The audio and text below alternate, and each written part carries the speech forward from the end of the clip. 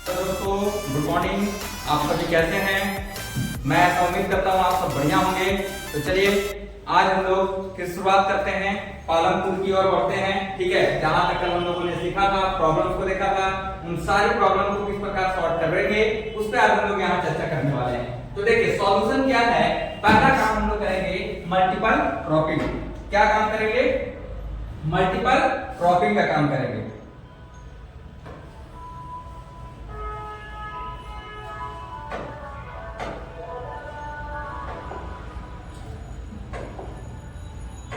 हाँ, तो किस पे हम लोग चर्चा करने वाले हैं? मल्टीपल क्रॉपिंग के ऊपर। मल्टीपल क्रॉपिंग यानी कि मल्टीपल अनेकों प्रकार से की गई फसलें। जैसे देखिए इसका डेफिनेशन क्या होता है मल्टीपल क्रॉपिंग का? To grow more than one crop on a piece of land during the year. क्या कहा बच्चों? देखिए क्या यहाँ पास दोस्तों क्या कह रहा है कि मल्टीपल क्रॉपिंग हम उसे कहते हैं जब हम लोग क्या करते हैं, to grow more than one crop. क्या करते हैं? अधिक से अधिक एक फसल को उगाते हैं। किसके ऊपर? On a piece of land, जो भूमि का जो टुकड़ा है उसके ऊपर। ड्यूरिंग द ईयर यानी पूरे साल भर में जब हम एक फसल को ज्यादा से ज्यादा किसी भूमि के टुकड़े के ऊपर उगाते हैं। ठीक है, फिर और क्या? It is the most common way to increase production from the same land. क्या कहा? यह बहुत ही मोस्ट कॉमन वे है, बहुत कॉमन तरीका है, आम रास्ता है किस चीज को? प्रोडक्शन को बढ़ाने का। फ्रॉम द सेम लैंड, यहाँ पे एक ही भूमि के ऊपर। ठीक है, फिर क्या करते हैं? This is possible in Palanpur. क्या कह रहा है? यह संभव है कहां? पालनपुर गांव में। ठीक है, क्योंकि पालनपुर की समस्या है, क्योंकि उस जगह पर क्या था? उस जगह पर था कि पालनपुर में जो लैंड था वो फिक्स था। ठीक है, और वहां पास हमें क्या करना है? प्रोडक्शन को बढ़ाना है। तो हम क्या करेंगे? उसी को समझने के लिए, उस समस्या को दूर करने के लिए हम लोग क्या कर रहे हैं? मल्टीपल क्रॉपिंग कर रहे हैं। ठीक है, तो और क्या करेंगे कि due to well developed system of irrigation. क्या करेंगे? क्या करेंगे? यहाँ पास क्या है? This is possible. पालनपुर में यह संभव है। क्यों संभव है? कारण है कि वेल डेवलप्ड सिस्टम, उस जगह पर काफी बेहतरीन तरीकाएं क्या है? उपस्थित है। किस चीज का? इरिगेशन का, यानी कि सिंचाई का बहुत ही अच्छा व्यवस्था है। जैसा कि पहले ही बताया गया है कि हमारे पालनपुर गांव में क्या है? इलेक्ट्रिसिटी की व्यवस्था काफी अच्छी है। ठीक है, यानी कि पालनपुर गांव में बिजली आती है। जब बिजली आती है तो उस जगह पर हमने क्या लगा लिया? इलेक्ट्रिक ट्यूबवेल्स लगा लिए। ठीक है, जब इलेक्ट्रिक ट्यूबवेल लगा लिए तो इसका मतलब क्या है कि हम अपने पौधों को पानी दे सकते हैं आसानी पूर्वक। जैसे आप देखते होंगे, अगर आप थोड़ा ध्यान दें, अगर आप अपने आसपास के ग्रामीण क्षेत्रों को देखें तो वहां जब देखते होंगे कि जो भी फसलें लगाई जाती हैं, जैसे अभी आप देख रहे होंगे कि गेहूं का फसल लगाने का मौसम है, गेहूं लगी हुई है खेतों में, तो बारिश अगर नहीं हो रही है तो लोग क्या कर रहे हैं? फीटर चला करके, मोटर चला करके, ठीक है, क्या कर रहे हैं? खेतों को पटा रहे हैं, इरिगेट कर रहे हैं। ऐसा क्यों कर पा रहे हैं? क्योंकि अभी क्या है, हमारे गांव में, आपके गांव में बिजली उपलब्ध है, जिसके वजह से क्या कर पा रहे हैं हम लोग? इसको सिंचाई की व्यवस्था कर पा रहे हैं, इरिगेशन की व्यवस्था कर पा रहे हैं। उसी प्रकार से पालनपुर गांव में भी इलेक्ट्रिसिटी की सुविधा थी, वहां पास इलेक्ट्रिक ट्यूबवेल्स लगे हुए थे, इसीलिए कहा है कि वेल डेवलप्ड, यानी वहां पास बहुत अच्छा व्यवस्था है किस चीज का? इरिगेशन का। तो ये और भी अच्छी बात हो गई कि जब पानी का अच्छा व्यवस्था है तो हम क्या कर सकते हैं? मल्टीपल क्रॉपिंग कर सकते हैं और ज्यादा उत्पादन बढ़ा सकते हैं। ठीक है, फिर क्या है? Crop cycle in Palanpur. और क्या कर सकते हैं? क्रॉप साइकिल कर सकते हैं, यानी साइकिल यानी चक्र। पालनपुर में क्या कर सकते हैं बाबू कि हम लोग जो फसल का चक्र है, ये क्या है? मतलब अलग अलग प्रकार से फसलों को लगाते रहेंगे। ठीक है, जैसे देखिए खरीफ, जिसको रैनी सीजन, खरीफ का फसल कब लगता है? रैनी मौसम में, यानी जो आपका बरसात का मौसम में होता है उस समय। जैसे देखिए ज्वार एंड बाजरा इसमें आता है। इसमें क्या आता है? क्या आता है दोस्तों?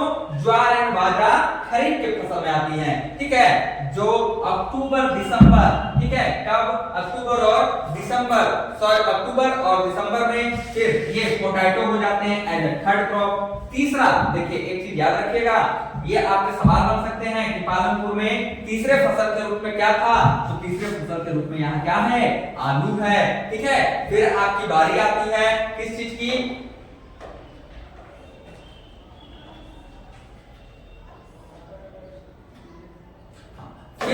फिर देखिए बारी आती है आपकी रबी फसल की, ठीक है।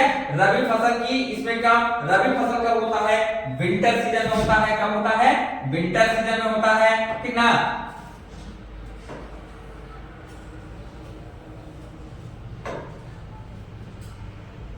हाँ, रबी फसल जो है कब हो रहा है, विंटर सीजन में। जैसे अभी जाड़े का मौसम चल रहा है ना, हाँ देखिए, तो उस समय क्या है, गेहूं वगैरह लगे हुए हैं खेतों में। अगर आपको नहीं अगर विश्वास है तो आप अपने आसपास के खेतों में जाइए, देखिए, या अपने पापा से पूछ सकते हैं, मम्मी से पूछ सकते हैं कि मम्मा पापा आप बताओ रबी किस मौसम में होते हैं, कौन से मौसम में फसल होती है, तो वो आपको बताएंगे कि बेटा विंटर सीजन में होते हैं, ठीक है। कौन सी फसल, जैसे गेहूं की हो गई, ठीक। जैसे इस जगह पे आप देख सकते हैं खरीफ रैनी मौसम में होते हैं। अक्टूबर दिसंबर के समय आलू लगाए जाते हैं। क्या लगाए जाते हैं बाबू, अक्टूबर और दिसंबर के समय ही देखते हैं ना, आलू वगैरह आप देखते होंगे गांव में औंधा वगैरह चीजें लगाई जाती है, ठीक है। क्योंकि क्या होता है, इस समय बहुत सारे आलूएं खेतों से क्या होती है, कवर के आई होती है, लोग इसका एंजॉय करते हैं। हमारे शहरों में लोग पौधा लगाया करते हैं, ठीक है।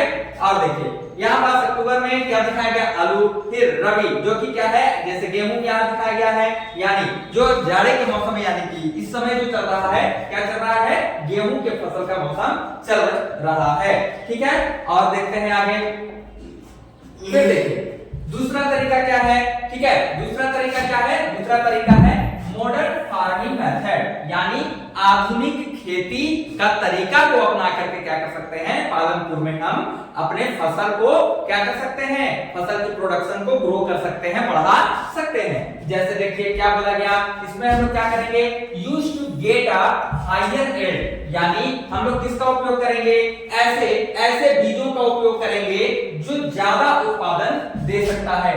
More crop from to the same area in one season, क्या कर रहा है, मोर क्रॉप, अत्यधिक ज्यादा से ज्यादा फसलों को एक ही भूमि के ऊपर क्या कर सकते हैं, सेम एरिया में, एक जो मेन एरिया था आपका, उसी एरिया में आप क्या ज्यादा से ज्यादा फसलों को लगा सकते हैं इन वन सीजन। कब, एक मौसम में। Introduce in India in the, Bharat में इसको कब लाया गया, late 1960 through the green revolution. किसके जरिए लाया गया भैया, 1960 में ग्रीन रेवोल्यूशन के जरिए इस चीज को लाया गया।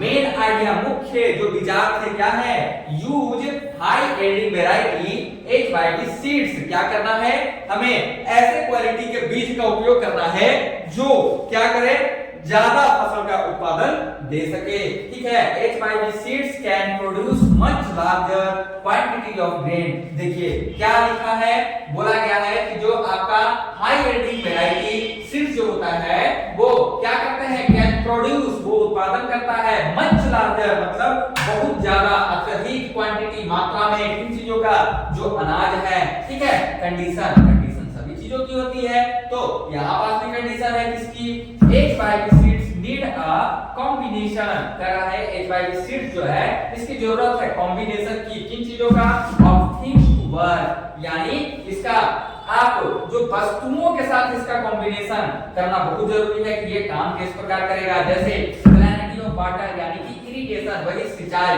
ये क्या करना है, जो पौधों को हमें क्या करना है, क्लैरिटी कर देना है, ठीक है, इरिगेशन करना है। फिर केमिकल फर्टिलाइजर्स का उपयोग करना है, जो भी रासायनिक आपके फर्टिलाइजर है उसका, और पेस्टिसाइड यानी कि कीटनाशकों का उपयोग करना है। तो देखिए क्या लिखा है इस जगह पर, आप देखिए मॉडर्न फार्मिंग में क्या क्या, अब सबसे पहले हमें उपयोग करना है HYV सीड का उपयोग करना है। फिर क्या हम करना है, फार्म मशीनरी, यानी खेतों में मशीन से काम लेंगे। फिर इरिगेशन करेंगे, सिंचाई की व्यवस्था करेंगे, और क्या उसके बाद पेस्टिसाइड का, फिर जो फर्टिलाइजर है, इन सारे चीजों का उपयोग हम लोग करते हैं। देखिए The first used in Punjab, ये जो आपका ग्रीन रेवोल्यूशन था, HYV सीड्स जिसके जरिए आया, उसका सबसे पहले उपयोग किन राज्यों ने किया, तो पंजाब ने किया, हरियाणा ने किया, और western UP for wheat and rice, यानी जो पश्चिमी उत्तर प्रदेश है वहां पास गेहूं और चावल के लिए इसका उपयोग किया गया, ठीक है। तो बच्चों दोस्तों आज हम लोग यहीं तक रखेंगे, ठीक है। फिर नेक्स्ट सेशन यानी कि जब कल हम लोग आएंगे तो इसके और भी जो है पहलू, जैसे इंपैक्ट ऑफ मॉडर्न फार्मिंग, ठीक है। इम्पैक्ट ऑफ मॉडर्न फार्मिंग जो है आपका, ठीक ना,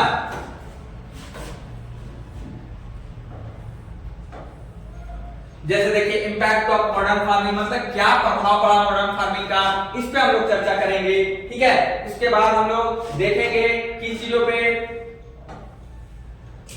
यहां देखेंगे द सोशल स्टोरी को समझेंगे, अनइक्वल लैंड डिस्ट्रीब्यूशन मतलब पालनपुर में किस प्रकार से भूमि को असमान तरीके से बांटा गया था, उस पे देखेंगे। ये यहाँ की सामाजिक जो स्टोरी है उस पे चर्चा करेंगे। तो चलिए दोस्तों, आज मैं यहीं तक अपना स्टडी को रखता हूं। कल मैं फिर मिलूंगा, तो आप लोग मेरे चैनल के साथ यानी विष्णु क्लासेस के साथ बने रहिए और मेरे चैनल को आप अपना एक योगदान दे करके इसे लोगों तक पहुंचाने का कष्ट करें, ठीक है। और लाइक करें, सब्सक्राइब करें, शेयर करें। Thank you.